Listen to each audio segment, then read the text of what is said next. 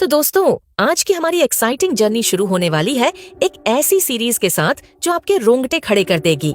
Don't come home, ये नाम ही काफी है आपको ये सोचने पर मजबूर करने के लिए कि आखिर इसमें ऐसा क्या है जो इसे इतना खास बनाता है। इस Thai horror mystery thriller series की स्टोरी, सस्पेंस और डरावने पल आपको स्क्रीन से हिलने नहीं देंगे। कुल 6 एपिसोड की ये सीरीज इस साल की बेस्ट सुपरनैचुरल सीरीज में से एक मानी जा रही है। और दोस्तों, इसकी IMDb रेटिंग 7.3 है, यानी मजेदार होने की गारंटी। अब बात करते हैं आज के वीडियो की। पहले हम कवर करेंगे पहले 3 एपिसोड की कहानी और बाकी 3 एपिसोड की एक्सप्लेनेशन पार्ट 2 में आएगी। इसलिए दोस्तों, जल्दी से वीडियो को 3000 लाइक्स और 100 कमेंट्स का टारगेट पूरा कर दीजिए। तो चलिए अब बिना किसी देरी के कूदते हैं सीधा कहानी में। 5 साल की प्यारी सी बच्ची मिन को देखते हैं जो सोने की कोशिश कर रही है, लेकिन तभी उसके कमरे में कुछ अजीब सा होने लगता है। उसे लगता है जैसे कोई उसके आसपास है। घबराई हुई मिन अपनी माँ वारी को आवाज लगाती है, लेकिन जैसे ही वारी कमरे के पास पहुँचती है, मिन का रूम अचानक खुद ब खुद बंद हो जाता है। कमरे के अंदर हर चीज हवा में उड़ने लगती है। मिन डर से कांपने लगती है और जैसे तैसे बिस्तर से नीचे उतरने की कोशिश करती है, लेकिन तभी कुछ उसके सामने आ जाता है। हमें वो चीज नजर नहीं आती, लेकिन मिन का दिल दहला देने वाला चीखना सीन को ब्लैकआउट कर देता है। अब कहानी थोड़ा फ्लैशबैक में जाती है। हम वारी को बैंकॉक में उसके पति युद्ध चाई के साथ देखते हैं, लेकिन युद्ध चाई एक गुस्सैल और हिंसक आदमी है जो वारी के साथ मारपीट करता रहता है। परेशान होकर वारी अपनी बेटी मिन को लेकर अपने ग्रेट ग्रैंडपा के पुराने घर में शिफ्ट होने का फैसला करती है, जो टाकुआ पो में है। ये घर 1932 में बनवाया गया था और अब तक इसमें कई राज दफन हैं। वारी इस डर से कि युद्ध चाई उसे ढूंढ लेगा, मिन को कार में ही छुपा कर रखती है। वो चाहती है कि कोई CCTV या कोई शख्स उसे पहचान न पाए। वारी बेहद डरी हुई है। गैस स्टेशन पर मिन को कार में छोड़कर वो जरूरी सामान खरीदने जाती है, लेकिन वहाँ भी उसके चेहरे पर डर साफ नजर आता है। तो दोस्तों, वारी अब CCTV और युद्ध चाई से बचने की कोशिश करते हुए अपनी बेटी मिन के साथ आगे बढ़ रही थी। युद्ध चाई उसे बार बार कॉल कर रहा था, लेकिन डर से वारी अपना फोन रास्ते में ही फेंक देती है। लगातार ड्राइविंग करते हुए वो सुबह सुबह रबर ट्रीज के घने जंगलों के बीच पहुंच जाती है। यहाँ मौजूद एक पुराना और खूबसूरत घर, जरूक आनंद हाउस, उनका अगला ठिकाना था। ये घर बेहद पुराना था और बरसों से वीरान पड़ा हुआ था। वारी घर के अंदर कदम रखते ही देखती है कि सीलिंग पर एक झूमर लटक रहा है, जिसे देखकर लगता है कि वो कभी गिर चुका होगा। लेकिन फिलहाल वारी इन बातों पर ध्यान नहीं देती और मिन को अपने पुराने बचपन के कमरे में लेकर जाती है। यहीं पर वो मिन को अब रखना चाहती थी। तभी अचानक घर के दरवाजे पर दस्तक होती है। वारी मिन को कमरे के अंदर रहने के लिए कहती है और खुद नीचे चली जाती है। वो नहीं चाहती थी कि मिन किसी के सामने आए। बाहर घर का केयरटेकर नाटे आया हुआ था। नाटे ने वारी के लिए ग्रोसरी का सामान और एक नया फोन भी लेकर आ रखा था, लेकिन नाटे की एक आंख गायब थी, जो उसे थोड़ा रहस्यमयी बना देता है। बातचीत के दौरान नाटे बताता है कि यहाँ बहुत बारिश होती है, जिस वजह से लाइट की काफी दिक्कत रहती है। वारी को तभी याद आता है कि उसकी माँ ने सालों पहले घर के गैराज में एक बड़ा जनरेटर लगवाया था, लेकिन क्योंकि उसे 30 सालों से इस्तेमाल नहीं किया गया, नाटे को नहीं पता कि वो काम करेगा या नहीं। इतने में नाटे ऊपर की ओर देखने लगता है, मानो उसे कुछ दिख गया हो। वारी को लगता है कि मिन ऊपर आ गई होगी, लेकिन वो नहीं चाहती थी कि किसी को मिन के बारे में कुछ भी पता चले, इसलिए वो नाटे का ध्यान भटका देती है। इसी दौरान ऊपर मिन एक कपड़े के क्लोजेट को खंगालते हुए एक स्टोरी बुक ढूंढ लेती है। एलिस एडवेंचर इन वंडरलैंड थी। दूसरी तरफ नाटे भी अपने घर की तरफ चला जाता है, जो जरूक आनंद हाउस से थोड़ी दूरी पर था। इसकी वजह यह थी कि इस घर के आसपास कोई भी रहना पसंद नहीं करता था। ऊपर वापस जाने के बाद वारी सबसे पहले मिन को डांटती है कि अगर उसे नाटे देख लेता तो मुश्किल हो जाती, लेकिन मिन की बातों से पता चलता है कि वह तो विंडो के पास गई ही नहीं थी। इसके बाद वारी जल्दी से अपने साथ लाए सामान को दूसरे कमरे में रखती है। हम उसके बैग में एक गन देख पाते हैं, जिसे वह तुरंत एक ड्रॉर में छुपा देती है। बैग में हमें ढेर सारा कैश भी दिखाई देता है, जिसे वह फौरन बैग समेत बेड के नीचे रख देती है। अब वह बाथरूम में जाती है और अपने चेहरे पर लगे कुछ निशानों को देखती है जो युत चाई के हाथों हुए अब्यूज के गवाह थे। बाथरूम में रखे मिरर को देखकर पता चलता है कि यह टूटा हुआ था और शायद पिछले 30 सालों से बदला नहीं गया था। मिरर के ऊपर खून के दाग भी लगे हुए थे। यह खून के दाग वहां कैसे आए, इस बारे में हमें अभी कोई जानकारी नहीं मिलती। रात के समय बारिश तेज हो जाती है। मिन घर में घूमते हुए एक कमरे के पास पहुंचती है जिसके दरवाजे के बाहर ताला लगा हुआ था। तभी वारी वहां आ जाती है। वारी की बातों से हमें पता चलता है कि उसकी माँ उसे कभी भी उस कमरे के अंदर जाने नहीं देती थी और वारी को आज तक यह नहीं पता था कि उस कमरे में आखिर है क्या। यहाँ तक कि आज भी वारी उस कमरे के अंदर नहीं जाती। खाना खाते समय अचानक लाइट चली जाती है। उसी वक्त मिन को वारी के पीछे एक भयानक डेमोनिक एंटिटी नजर आती है। उसकी आंखें सुर्ख लाल थीं और उसका चेहरा इतना डरावना था कि मिन की चीख निकल जाती है। वारी को लगता है कि यह सब मिन का वहम है। वह मिन को समझाने की कोशिश करती है और फिर दोनों जनरेटर रूम में जाकर जनरेटर चालू कर देती है। वापस आने के बाद जब दोनों सोने के लिए जाते हैं तो मिन वारी से वो किताब पढ़कर सुनाने के लिए कहती है जो उसे सुबह क्लॉज के अंदर मिली थी। वारी भी उसकी बात मानकर उस किताब को पढ़ने लगती है। हालांकि मिन का उस घर में बिल्कुल भी मन नहीं लग रहा था क्योंकि वहां न तो वो अपने पसंदीदा कार्टून देख सकती थी और न ही उसके आसपास कोई दोस्त थे। मारी का ध्यान भटकाने के लिए वारी उसके साथ हाइड एंड सीक खेलने का फैसला करती है। खेल के दौरान वारी जाकर अपने बिस्तर के नीचे छुप जाती है। कुछ ही देर में मिन वहां पहुंच जाती है लेकिन वह बिस्तर के नीचे नहीं देखती। चुपके से वारी बिस्तर के नीचे से निकलकर मिन के पीछे जाने लगती है। तभी वारी देखती है कि मिन ने एक अजीब सा मास्क पहना हुआ है जो उसके पास पहले नहीं था। अचानक मिन एक कमरे में जाकर ड्राइंग करने लगती है। यह देखकर वारी चौंक जाती है। तभी असली मिन वहां आ जाती है जिसके पास कोई मास्क नहीं था। यह देखकर वारी को समझ नहीं आता कि आखिर वह मास्क वाली मिन कौन थी। वारी को धीरे धीरे यह एहसास होने लगता है कि घर में कुछ ठीक नहीं है। वह कमरा वारी की माँ पानीदा का था जहाँ पर उनका सारा सामान अभी भी वैसे का वैसा रखा हुआ था। मिन को वहाँ पानीदा की एक फोटो और कुछ पेपर डॉल्स मिलती हैं। वारी को याद आता है कि बचपन में वह और पानीदा इन्हीं डॉल्स से खेला करते थे। मिन को वे डॉल्स बहुत पसंद आती हैं और वह उन्हें अपने पास रख लेती है। रात में जब सब सो रहे होते हैं, मिन को अचानक ऐसा लगता है कि कोई उसके सामने खड़ा होकर उसे देख रहा है। वह डर से कांप उठती है लेकिन वहाँ कोई नहीं होता। वारी इसे बस एक बच्चे का डर समझकर ज्यादा ध्यान नहीं देती। अगली सुबह वारी को अचानक वही मास्क वाली लड़की नजर आती है लेकिन अगले ही पल वह गायब हो जाती है। वारी इसे अपनी आंखों का धोखा मानकर नजरअंदाज कर देती है। इसके बाद वह मिन को घुमाने के लिए पास के एक बीच पर लेकर जाती है जहां पर पानीदा वारी को बचपन में लेकर जाया करती थी। बीच पर बिताए कुछ वक्त के बाद वारी के पास नाटे का कॉल आता है। कॉल के दौरान वारी उससे जानने की कोशिश करती है कि क्या उनके घर के आसपास किसी और का घर है। इसका कारण यह था कि वारी और मिन दोनों को ही बार बार ऐसा महसूस हो रहा था कि घर के अंदर कोई और भी है। नाटेवारी को बताता है कि जारूक आनंद हाउस के सबसे करीब उसका ही घर है और बाकी कोई भी इस इलाके में नहीं रहता। वह यह भी जोड़ता है कि लोग इस घर में आने से बचते हैं क्योंकि आसपास के लोगों के मुताबिक यह घर हंटेड है। इस बात की पुष्टि होने के बाद वारी के मन में कई सवाल उठने लगते हैं। वह मिन को लेकर वापस घर लौट आती है। लौटते समय मिन को फॉरेस्ट एरिया में एक पेड़ के पीछे से किसी के झांकने का एहसास होता है। इससे मिन और भी डर जाती है और कहती है कि वह यहाँ और नहीं रह सकती। हालांकि वारी अपने पति युता चाई की हरकतों और अपने बीते कल से इतनी परेशान हो चुकी थी कि वह किसी भी हालत में वहाँ से वापस जाने को तैयार नहीं थी। वह मिन को किसी तरह से समझाकर घर के अंदर रहने के लिए मना लेती है लेकिन इस सब के चलते मिन का मूड पूरी तरह ऑफ हो जाता है क्योंकि उसे इस तरह की जगह पर रहने की आदत नहीं थी। रात में जब वारी पानीदा का सामान देख रही होती है तो उसे वही मास्क मिलता है जैसा मिन जैसी दिखने वाली लड़की ने पहना हुआ था। मास्क को देखकर वारी के मन में कई ख्याल आने लगते हैं। तभी मिन वहां आ जाती है क्योंकि उसे डर लग रहा था। वारी तुरंत मिन को संभालती है और उसे साथ लेकर खाने की टेबल पर चली जाती है। खाना खाते हुए मिन को एक बार फिर वही डेमोनिक फिगर दिखाई देता है जिसकी आंखें खून जैसी लाल थीं। उसे देखकर मिन जोर से चिल्ला उठती है। वारी को कुछ भी समझ में नहीं आता।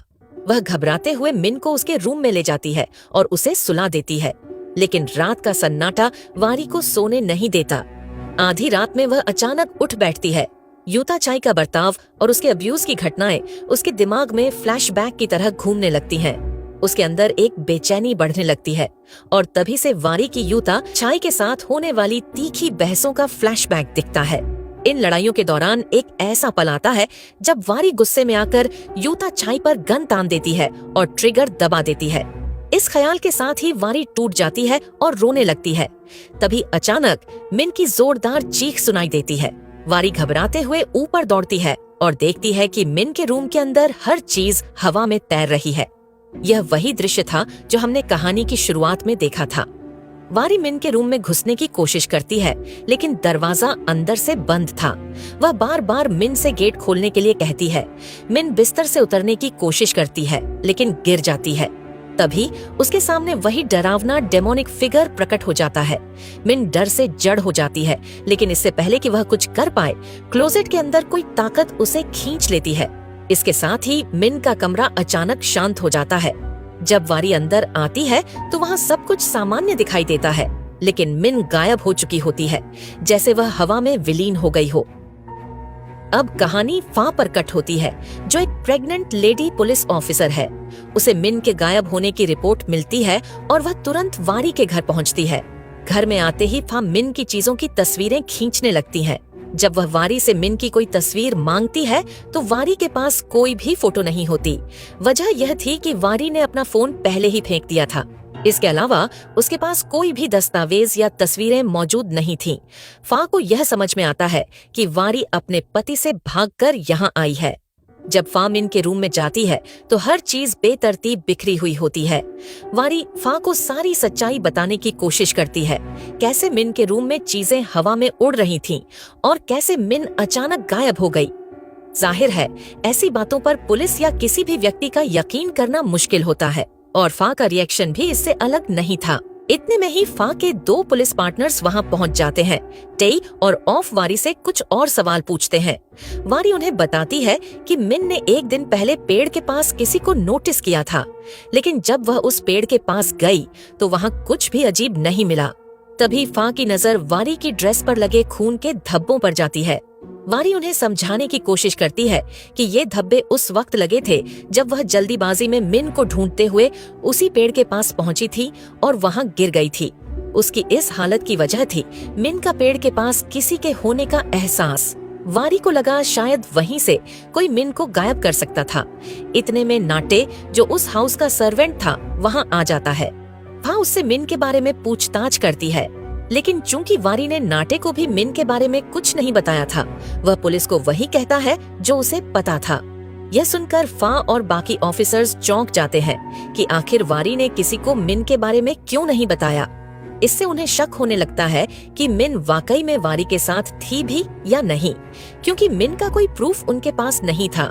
फा मिन की मिसिंग रिपोर्ट तुरंत फाइल नहीं कर सकती थी।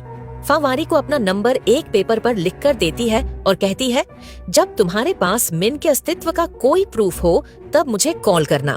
अब फा और टेई पुलिस स्टेशन लौटते हैं, लेकिन फा को वारी की बातों में कुछ सच्चाई लगती है, इसलिए वह टेई के साथ उस पेट्रोल पंप और स्टोर पर जाती है जहां वारी ने जारो कनम हाउस जाते वक्त कार रोकी थी। दोनों जगह की सीसीटीवी फुटेज खंगालने पर पता चलता है कि मिन कहीं भी नहीं दिख रही थी, लेकिन सच्चाई यह थी कि वारी ने खुद सुनिश्चित किया था कि मिन की तस्वीर या फुटेज कहीं रिकॉर्ड न हो। वह ऐसा इसीलिए कर रही थी ताकि उसका पति उसे ढूंढ न पाए। इस वजह से टेई को यह लगने लगता है कि शायद वारी मानसिक रूप से अस्थिर है और वह अपनी कल्पनाओं में ही यह सब देख रही है। उसे लगता है कि मिन वाकई में कभी थी ही नहीं और वारी अकेले ही घर आई थी। अब धीरे धीरे फा को भी यही लगने लगता है, लेकिन वह इस मामले को पूरी तरह से सुलझाए बिना छोड़ना नहीं चाहती। और इसका एक और कारण यह भी था कि वह खुद भी माँ बनने वाली थी। एक माँ का दर्द और उसकी जद्दोजहद वह बखूबी समझ सकती थी। अपने दफ्तर लौटने के बाद वह वारी के केस की फाइल तैयार करने में जुट जाती है। तभी उसके चीफ दनई उसे अपने केबिन में बुलाते हैं। इस बातचीत के दौरान एक बड़ा खुलासा होता है। दनई ही फा के पेट में पल रहे बच्चे का पिता था, लेकिन सबसे हैरान कर देने वाली बात यह थी कि दनई पहले से शादीशुदा था और उसकी एक बेटी भी थी। यह जानने के बाद भी फा ने उससे रिश्ता बनाए रखा था। हो सकता है दनाई ने वादा किया हो कि वह अपनी पत्नी और बच्ची को छोड़ देगा, लेकिन जाहिर सी बात है कि ऐसा करना हर किसी के बस की बात नहीं होती। इन सब बातों का पछतावा फा को था। अपने अंदर के इस दर्द और गिल्ट को वह ज्यादा समय तक छिपा नहीं पाती और अकेले में जाकर रोने लगती है। लेकिन अपने आंसुओं को पोंछकर वह वापस काम पर लौटती है और वारी के मामले की गुत्थी सुलझाने में लग जाती है। हॉस्पिटल के डेटाबेस से उसे यह पक्का हो जाता है कि वारी की एक बेटी थी जिसका नाम मिन था। लेकिन अभी भी यह सवाल अनसुलझा था कि मिन वारी के साथ सच में आई भी थी या नहीं। इस पूरे मामले में कहीं न कहीं फा को नाटे पर भी शक होने लगता है। उसे लगने लगता है कि हो सकता है नाटे ने मिन को अपने पास रखा हो। फा अपने साथी टेई के साथ नाटे के घर की तलाशी लेने जाती है, लेकिन वहाँ कुछ भी संदिग्ध नहीं मिलता और हमें पता चलता है कि नाटे ने वास्तव में कुछ भी गलत नहीं किया था। इसके बाद जब फा और टेई नाटे से बात करते हैं तो उन्हें एक चौंकाने वाली जानकारी मिलती है। नाटे पहले के समय में वारी की माँ पनीदा का ड्राइवर हुआ करता था। नाटे उन्हें उस समय की बहुत सारी तस्वीरें दिखाता है। इन तस्वीरों में नाटे की आंखें बिल्कुल ठीक थीं। फा यह देखकर हैरान हो जाती है और उससे उसकी आंख के बारे में पूछती है। तब जाकर नाटे यह बताता है कि 30 साल पहले एक रात अचानक एक महिला ने अनजान वजह से पनीदा के घर पर हमला कर दिया था। उस महिला ने नाटे से भी लड़ाई की और उसकी आंख में कांच का टुकड़ा मार दिया, जिससे नाटे की आंख हमेशा के लिए खराब हो गई। इस घटना के बाद पनीता से लड़ते लड़ते वह महिला दूसरे फ्लोर से नीचे गिर गई और उसकी मौके पर ही मौत हो गई। बाद में पुलिस ने उस महिला की जली हुई बॉडी बरामद की। यहीं से सब कुछ बदल गया। ये घर हमेशा के लिए बदनाम हो गया और इसके हॉन्टेड होने की खबरें चारों तरफ फैल गईं। इसी वजह से पनीता वारी को लेकर बैंकॉक चली गईं और फिर कभी उस घर की तरफ नहीं लौटी। अब हमें यह भी समझ में आता है कि इतने सालों से यह घर वीरान क्यों पड़ा था। दूसरी तरफ वारी घर के अंदर अब भी मिन को ढूंढने की कोशिश कर रही होती है। तभी उसे पनीदा के कमरे में एक आदमी और एक बच्ची की तस्वीर मिलती है। वह इस तस्वीर को देखकर कुछ सोच ही रही होती है कि फा का फोन आता है। फा उसे तुरंत पुलिस स्टेशन बुला लेती है। पुलिस स्टेशन पहुंचने के बाद वारी फा से पूछती है कि उसे मिन की तस्वीर कहां से मिली। तभी हमें एक चौंकाने वाली सच्चाई पता चलती है। वह तस्वीर मिन की नहीं बल्कि खुद वारी की बचपन की तस्वीर थी, जो फा को नाटे की पुरानी फोटो एल्बम से मिली थी। यह सुनकर वारी के होश उड़ जाते हैं। फा उसे बताती है कि शायद वारी कभी मिन को लेकर आई ही नहीं थी। हो सकता है कि उसने अनजाने में मिन को नुकसान पहुंचा दिया हो और उसके दुख की वजह से वह मिन को अपने बचपन के रूप में देखने लगी हो। ये बात सुनते ही वारी को वह पल याद आता है जब उसने यूथ चाई पर गन तानी थी और गोली चला दी थी। उस समय उसने यह डराने के लिए ही थी, न कि वाकई उसे नुकसान पहुंचाने के लिए। असल में उसने गोली साइड में रखे हुए क्लोजेट के अंदर चलाई थी। लेकिन किस्मत का खेल देखिए, उसी क्लोजेट के अंदर मिन डर के मारे छिपी हुई थी। हालांकि खुशकिस्मती से गोली मिन को लगी नहीं। इस बात को याद करते हुए वारी अपनी बात पर अड़ी रहती है कि मिन जिंदा है और यह सब उसकी कल्पना नहीं है। तब फा यूथ चाई को कॉल करवाती है ताकि वह मिन की फोटो मंगवाकर क्रॉस चेक कर सके कि वारी सच कह रही है या नहीं। यूथ चाई जब मिन के गायब होने के बारे में सुनता है तो पहले तो वारी पर गुस्सा करता है, लेकिन हालात को समझते हुए वह मिन की तस्वीर भेज देता है। तस्वीर देखकर फा और टेई को यह यकीन हो जाता है कि वाकई मिन गायब हो चुकी है। सबसे दिलचस्प बात यह थी कि मिन बिल्कुल वैसी ही दिखती थी जैसी वारी बचपन में दिखा करती थी। अब मामला पूरी तरह सीरियस हो चुका था। उसी रात फा, टेई गांव वालों और फॉरेस्ट डिपार्टमेंट के साथ जंगल के अंदर मिन को ढूंढने निकलती है, लेकिन घंटों खोजबीन के बाद भी मिन का कोई पता नहीं चलता। बारिश शुरू हो जाती है और फा की हालत, जो पहले से ही प्रेग्नेंट थी, बिगड़ने लगती है। इस पर वारी उसे अपने साथ घर वापस ले आती है। घर पहुंचकर जब फा इधर उधर घूम रही होती है तो उसकी नजर एक ऐसे कमरे पर पड़ती है जिसे पनीता ने हमेशा लॉक रखा था। वारी को भी कभी उस कमरे में जाने की इजाजत नहीं थी और क्योंकि वारी पहले ही घर के बाकी सभी कमरों को चेक कर चुकी थी, फा को यकीन हो गया कि सच का जवाब इसी कमरे में छिपा हो सकता है। इसलिए बिना ज्यादा सोचे फा उस कमरे का ताला तोड़ देती है, पर जो होता है वो सबको चौंका देता है। कमरे के अंदर से एक रास्ता बेसमेंट की तरफ जाता है। बेसमेंट ऐसा था जिसका जिक्र कभी किसी ने नहीं किया था। जैसे ही फा और वारी सीढ़ियां उतर रही होती हैं, हम दर्शक उनके पीछे एक डेमोनिक साये को देख सकते हैं। वही साया जिसे मिन बार बार देखा करती थी। नीचे पहुंचने पर उन्हें वहां कई अजीबोगरीब मशीनें दिखाई देती हैं। अब यह बात साफ हो जाती है कि यह जगह पनिदा के किसी गहरे राज्य से जुड़ी हुई है। पनिदा ने एक प्राइवेट लैब बनाई हुई थी। वहां की मशीनों को किसी ने तोड़ दिया था और जमीन पर सूखा हुआ खून और टूटे कांच के टुकड़े बिखरे हुए थे। यह देखकर फा और वारी दोनों हैरान रह जाते हैं। किसी को समझ नहीं आता कि आखिर यहाँ हुआ क्या था। वारी के लिए तो यह सब और भी अनजाना था, क्योंकि वह बहुत छोटी थी जब उसकी माँ उसे बैंकॉक लेकर चली गई थी। इसी दौरान उनकी नजर एक और मशीन पर पड़ती है जिस पर कपड़ा ढका हुआ था। जब वे कपड़ा हटाते हैं तो उनके सामने एक लैब पॉड नजर आता है। ये वही पॉड था जिसमें इंसानों को डालकर एक्सपेरिमेंट किया जाता था, और ऐसा लग रहा था कि पॉड के अंदर से किसी ने ग्लास तोड़ने की कोशिश की थी, क्योंकि उसके आसपास कांच के टुकड़े और खून बिखरा हुआ था। फा ये सब देखकर तुरंत पुलिस को बुला लेती है। जांच के दौरान उन्हें उस पॉड के ऊपर की सीलिंग पर अजीब से काले निशान नजर आते हैं। ये निशान घर की ऊपरी मंजिल तक फैले हुए थे और ऐसा लगता था कि ये किसी हीट रेस यानी गर्मी की लहरों के कारण बने थे। यही बर्निंग मार्क्स उस क्लोजेट के पास भी पाए गए जहां से मिन अचानक गायब हो गई थी। इन सभी चीजों को देखकर कोई कुछ समझ नहीं पा रहा था, लेकिन एक बात तो साफ थी, ये सारे निशान और घटनाएं पनिदा के समय में हुई थीं। पिछले 30 साल से यह जगह बंद पड़ी थी, यानी अनंत हाउस के अंदर 30 साल पहले कुछ ऐसा हुआ था जो बेहद डरावना और रहस्यमयी था। अब फा और बाकी पुलिस वाले घर की जांच खत्म करने के बाद अपने अपने रास्ते निकलते हैं। फा डॉक्टर के पास अपनी अपॉइंटमेंट के लिए चली जाती है। चेकअप करवाने के बाद जैसे ही वह क्लिनिक से बाहर आती है, वह देखती है कि दनई उसका इंतजार कर रहा था। वो उससे मिलने आया था क्योंकि उसे अपने बच्चे की फिक्र थी। लेकिन फा से थोड़ी देर बात करने के बाद दनई वहां से चला जाता है। फा भी परेशान होकर अपने घर लौट आती है।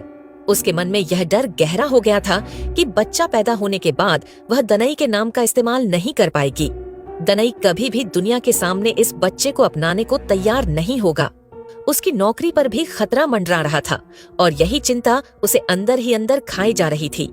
दूसरी तरफ वारी का भी मिन के बारे में सोच सोच कर बुरा हाल हो गया था। अब तक टेई और बाकी फॉरेस्ट डिपार्टमेंट की टीम ने भी जंगल में मिन को ढूंढना बंद कर दिया था और वहां से वापस लौट चुके थे। मिन को याद करते हुए वारी खुद को संभाल नहीं पाती और फूट फूट कर रोने लगती है। उस रात जब वह नहा रही होती है, तभी अचानक से घर की लाइट्स फ्लिकर होने लगती हैं। उसे महसूस होता है जैसे घर के अंदर कोई और भी मौजूद है। डरते हुए वह तुरंत फा के नंबर वाले पेज को उठाती है, नंबर डायल करती है और पेज को अपनी जेब में रख लेती है। कॉल पर बात करते हुए वह फा को अपनी परेशानी बताती है। फा भी तुरंत उसकी मदद के लिए निकल पड़ती है। इस दौरान वारी ने अपनी रिवॉल्वर निकाल ली थी और फा को इसके बारे में बता दिया था। लेकिन तभी वारी को घर के अंदर वही मास्क वाली मिन दिखाई देती है। उसका पीछा करते हुए वारी उस क्लोजेट के पास पहुंचती है जिसमें हलचल हो रही थी।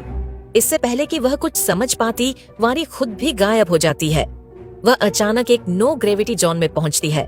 हर चीज अजीब और भटकाने वाली लग रही थी, लेकिन कुछ देर बाद जब उसकी आंख खुलती है तो वह खुद को उस समय में पाती है जब उसके बेसमेंट की लैब बिल्कुल सही सलामत थी।